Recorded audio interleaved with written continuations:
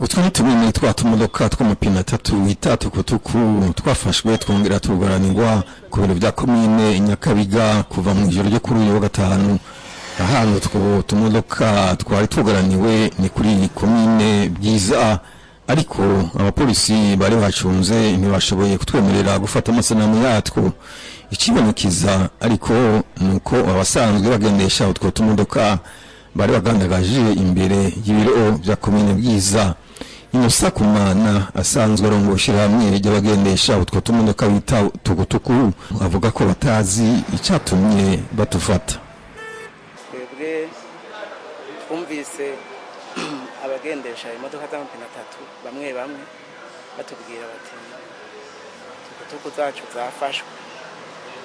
Hanyuma twazindutse mu gatondo twagiye ku makomine atandukanye usanga koko nibyo zarafashwe. Tugerageje kubaza aho byo bacatumye zifatwa gushika n'isaha nta muco turaronka, ko twiyumviriye ko twoja kubariza kujejwe igipolisi ngaha mu gisagara ca Bujumbura. Tugiye kubiriwe ntitwashoboye kumubona, tubajije abari bahari batubwiye yuko tuzogaruka ku wa mbere. Mu nama abashikiranganje b'umutekano no mu ntara hagati mu gihugu bagishije amusitanteri n'igipolisi baravuze ko kenshi izi modoka zanyu mugendesha n'amapikipiki bituma umutekano uhungabana. Nje nibaza ko bari muri iyo ntumbero.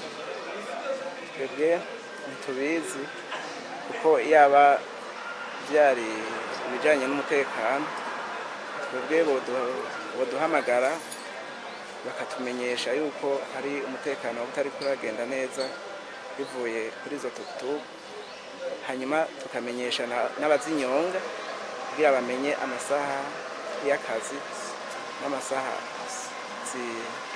zikora n'amasaha zihagarikira ku kazi.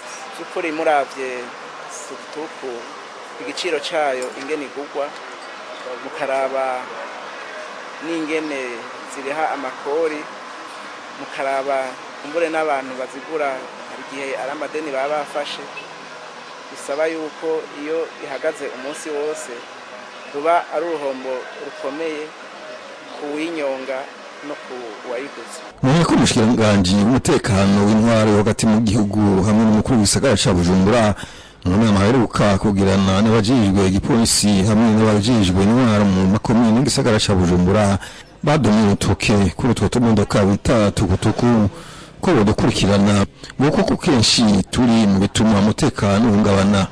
Aho umuntu agashobora kwibaza nimba ifatwa ry'utwo tumodoka bita tukutuku rituba rifitaniye isano n'ibyashikirijwe n'abo bategetsi.